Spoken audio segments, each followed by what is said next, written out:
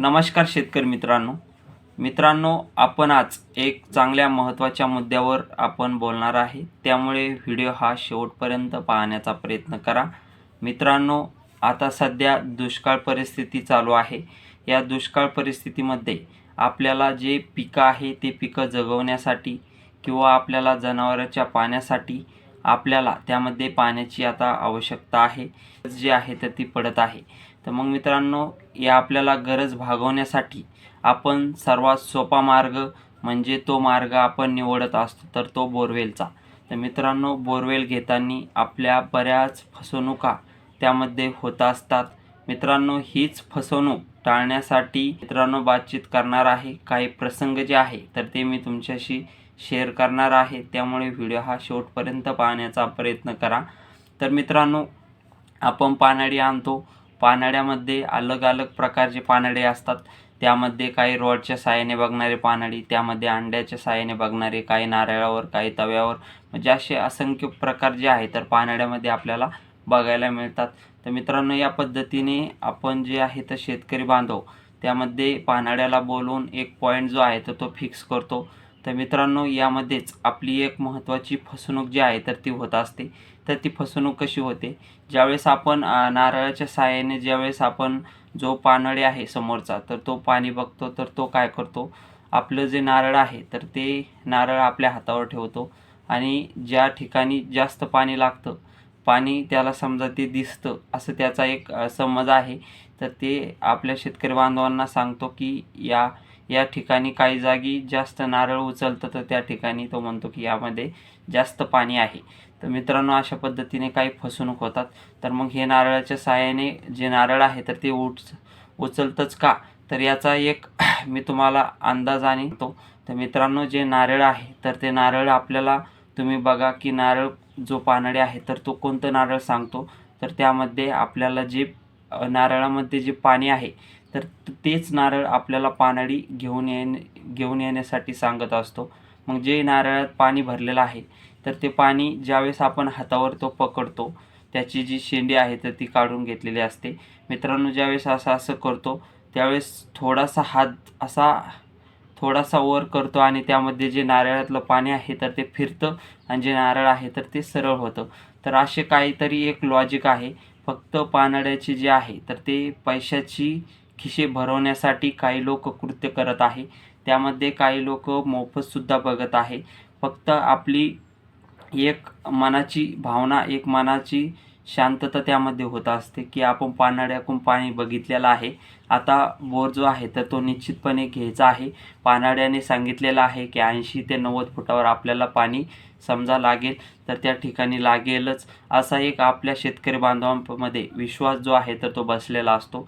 मग हाच विश्वासाला ज्यावेळेस शेतकरी बांधव जे पैसे आहे तर ते बोरमध्ये घालतो, त्यावेळेस समजतं त्याला की त्यामध्ये पाणी लागत नाही, काहींना ते पाणी लागतं। मग हे पाणी त्यांना का लागतं, यांना का लागत नाही?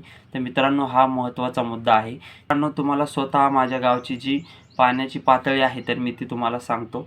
तर मित्रांनो, आमच्या गावाच्या खेटून एक नदी गेलेली आहे। तर त्या नदीचं जे पात्र आहे तर ते चांगल्या पद्धतीने मोठं आहे। तर ते कुंडलिका जी नदी आहे तर ती आपल्या गावाच्या खेटून गेलेले आहे।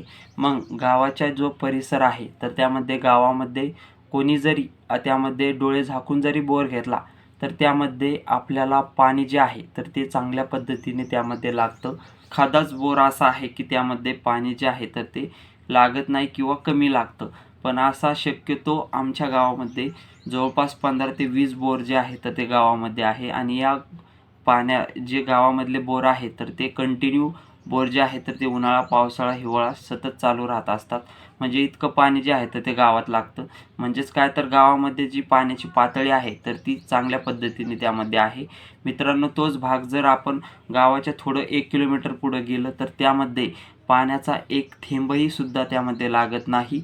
त्याचबरोबर गावाच्या थोडं पलीकडे गेलं तरीसुद्धा त्याच पद्धतीने असतं। काही ठिकाणी मधला भाग जो आहे तर त्या ठिकाणी पाणी लागतं। म्हणजे आपल्याला लक्षात असं घ्यायचं आहे की पाण्याचा जो भाग आहे तर आपल्या आजूबाजूच्या परिसरात बघूनच आपल्याला पाणीची निवड, ती जी पॉईंटची निवड आहे तर ती करायची आहे.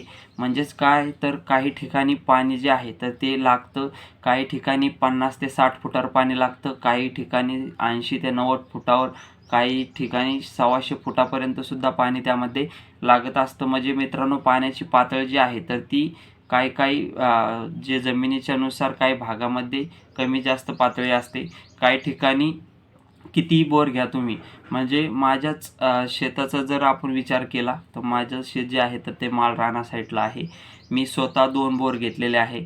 तर त्यामध्ये 300 लिटरच्या वर जे पाणी आहे तर ते पाणी त्यामध्ये निघत नाही मित्रांनो. त्याचबरोबर त्या भागामध्ये जे आहे तर बऱ्याच शेतकऱ्यांनी बोर जे आहे तर ते घेतलेले आहे, तर तिथे सुद्धा बोर जे आहे तर ते कोरडे गेलेले आहे. म्हणजेच काय, तर त्या ठिकाणी जी पाण्याची पातळी आहे तर ती कमी आहे. त्यामुळे मित्रांनो, पाण्यावर कोणत्याही आपण विश्वास ठेवू नये. पाण्याला तर आपला पैसा जातोच, पण त्यापेक्षाही जास्त आपला पैसा जो आहे तर तो बोरवेलमध्ये जातो. त्यामुळे मित्रांनो, बोरवेल घेताना आपण जो आहे तर तो आपल्या म्हणजे जवळच्या परिसरामध्ये बघून कुठे पाण्याची पातळी आहे, कुठं कशा पद्धतीने पाणी लागेल, तर याचा आपण आढावा घेऊनच बोर घ्यावा.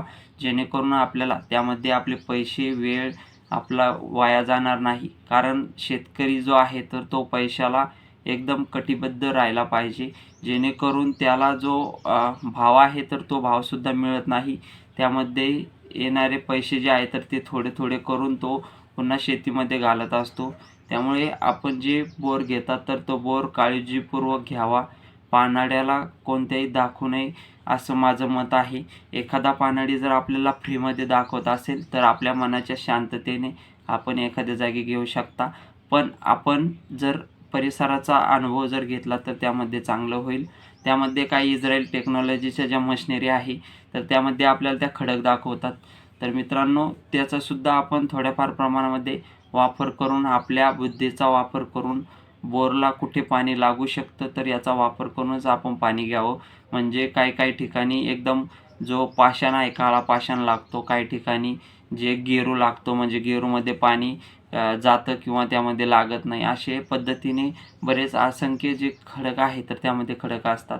त्यामुळे मित्रांनो, आपण बोर घेताना चांगल्या परिसराचा विचार करून, आपल्या भागामध्ये पाणी लागतं का याचा विचार करूनच आपण बोर घ्यावा, जेणेकरून आपला पैसा, वेळ आणि वाया जाणार नाही. तर मित्रांनो, ही माहिती कशी वाटली कमेंट करून सांगा. व्हिडिओ आवडल्यास व्हिडिओला लाईक. तर मित्रांनो, धन्यवाद. जय जवान, जय किसान.